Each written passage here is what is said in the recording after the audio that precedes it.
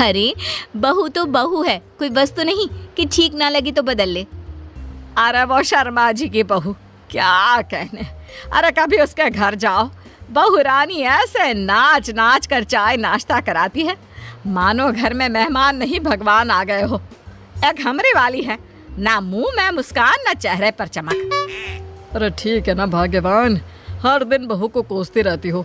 हर किसी की अपनी कोई ना कोई अच्छाई तो कोई बुराई होती है। अरे रहने दीजिए, इस लड़की के अंदर तो मुझे कोई खासियत नहीं दिखती। बाप ने ना एक कौड़ी का दहेज दिया और बेटी भी दी तो बिल्कुल अलग ही लेवल की।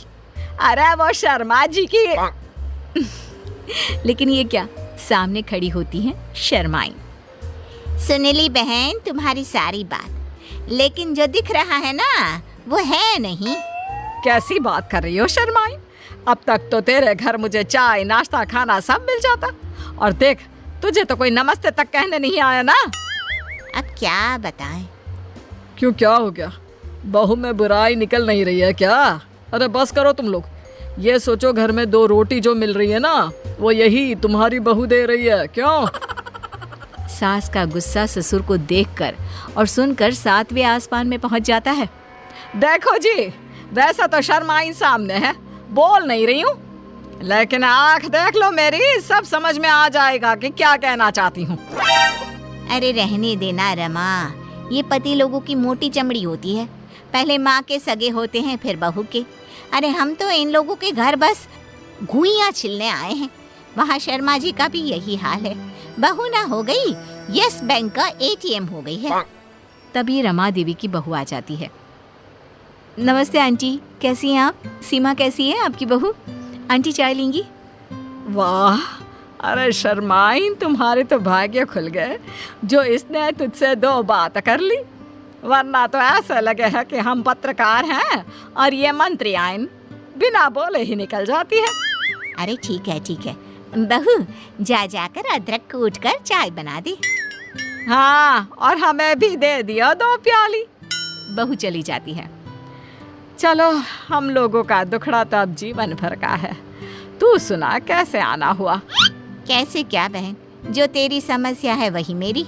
अरे मेरी वाली से तो परेशान हो गई हूँ। रिश्तेदारों के सामने पता नहीं क्या क्या बोलती है, क्या बताऊँ अब। खैर, रमा देवी शर्माइन की बात को बीच में ही काट देती है। कम से कम बहू बोलती चालती तो है, चिड़िया की तरह आंगन में चीह चिहाती तो है।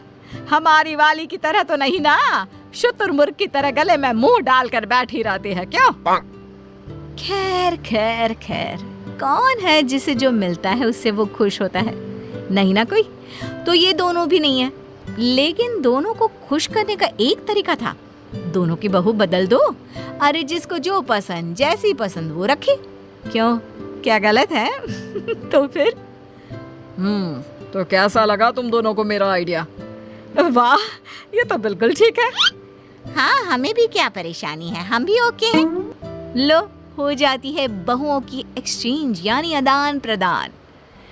अब हे भगवान, ये सुबह के 5 बजे जोर जोर से म्यूजिक कौन सुन रहा है? बंद करो, मैं कहती हूँ बंद करो। माँ जी ये लीजिए चाय, मैं ना करा रही हूँ। चाय पीते पीते ये सब्जी काट देना। लेकिन सुबह 5 बजे कौन नाश्ता करेगा? ओहो ससुर जी, नाश्ता वो तो मैंने रात में ही बना दिया था, ये तो दिन का खाना है। और फिर जल्दी से दोनों आ जाइएगा, मैं नहा कर आ रही हूँ, फिर खूब सारी बातें करेंगे। बातें करेंगे? क्या क्या बातें करेंगे, और वो भी सुबह के 5 बजे? हाँ, थोड़ा लेट हो गया ना, कल से 4 बजे पक्का। हाँ। उधर शर्माइन के घर सुबह से नहा कर बैठे हैं, लेकिन मजाल है किसी की जो एक लोटिया भी धोकर दी हो पूजा के लिए। पता है पंडितों का घर है, लेकिन ना जी ना। बहू, अरे ओ बहू। बहू सोकर भी नहीं उठती है। किसी तरह शर्माइन सुबह का काम करके बैठी होती है कि सामने बहू आ जाती है। क्या है माँ जी, क्यों चिल्ला रही हो? मुझे शांति पसंद है, शांति। इतना खचर पचर की आदत नहीं है मुझे। अरे मेरी बेटी आ रही है, समझी? तो खाना बना लेना। रमा देवी की बहू खाना बनाकर कमरे में सोने चली जाती है। ननद के आने के बाद, माँ क्या बात है, घर बिल्कुल सूना लग रहा है, भाभी कहाँ है? अरे सो रही है। लेकिन भाभी तो मेरे आने से चहक चहक कर स्वागत किया करती थी ना। लेकिन तू तो अपनी माँ से कहते थे कि भाभी बहुत ज्यादा बोलती है। तू तो परेशान रहती थी ना भाभी की बोली से। हाँ पापा वो तो है, लेकिन भाभी की आवाज़ मिस भी कर रही हूँ। इतनी देर में तो भाभी न जाने कितनी बातें कर लेती। ये तो है, लेकिन अब सुकून है, कम से कम घर भर में शोर तो नहीं हो रहा। उधर रमा देवी, हे भगवान, आसपास के लोग आते जाते घर में झांकते जा रहे हैं कि कौन चिल्ला रहा है। मैं तो चली घर से बाहर, कम से कम कोई ये तो ना सोचे कि बहू को सास मार रही है। सच्ची हमारी बहू जैसी भी थी, कम से कम घर में शांति से तो रहते थे। अरे रहने दीजिए आप, कम से कम घर घर तो लग रहा है, नहीं तो वो वाली ने तो घर को लाइब्रेरी बना रखा था। रमा देवी की बड़बोली बहू। क्या बात है माँ जी, आप कुछ बोलती क्यों नहीं है? वो क्या है ना, आपके भाई आए थे, पता नहीं क्यों परेशान होकर चले गए। बोल रहे थे कि आपसे बता दूं कि अब से नहीं आएंगे। हैं? मेरा भाई चला गया, वो भी मुझसे मिले बिना? ये कैसे हो सकता है? मैं बात करती हूँ। रमा देवी भाई को फोन करती है। हाँ बहन, आया तो था, लेकिन तेरा घर वो घर नहीं लगा जिसके लिए मैं वहाँ आया करता था। क्या मतलब भाई, तेरी बात समझ में नहीं आई। तू तो जानती है मेरी बहू सारा दिन चिक चिक करती रहती है, तो मैं तेरे घर आ जाया करता था। लेकिन मैंने देखा अब तेरी बहू भी चिक चिक कर रही थी। अरे वो मेरी बहू नहीं है, मैंने तो पड़ोसी की मांगी थी कुछ दिनों के लिए। तू तो जानता है ना, मेरी वाली तो बोलती ही नहीं है। वहीं दूसरी तरफ शर्माइन।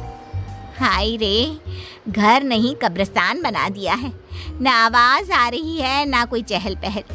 जैसी थी मेरी बहू, कम से कम रौनक तो लगाए रहती थी। ना जी ना, ये वाली लड़की, इससे तो ना चलेगा घर हम लोगों का। एक काम करती हूँ, ले जाकर वापस कर देती हूँ। दूसरी तरफ रमा देवी। हाय रे, मेरा इकलौता भाई, वो नहीं आएगा जाएगा तो कैसे चलेगा? बात भी तो सही है। अरे दिन भर बक बक बक बक कौन बर्दाश्त करे? अरे बहू, ए बहू, हे भगवान, कहाँ चली गई? दूसरी तरफ शर्माइन। अरे बहू, चल चल, तुझे घर छोड़ दूँ। ना जी ना, हमें तो हमारी ही बहू प्यारी है। कम से कम घर को घर तो बना रखा था। बहू चल, तुझे तेरे घर छोड़ देती हूँ। अरे ये किस काम की बहू जो घर को घर ही ना रहने दे, बाजार बना दिया है। तो दोनों बहुएं आ जाती है अपने अपने घर में। वो कहते हैं ना, जिसका जूता उसी को साजे। तो हमें उम्मीद है कि आपको हमारी ये कहानी पसंद आई होगी। कृपया हमारे चैनल को सब्सक्राइब करें और सभी अपडेट्स के लिए बेल आइकन जरूर दबाएं। और हाँ, वीडियो लाइक और शेयर करना मत भूलिएगा। Bye bye.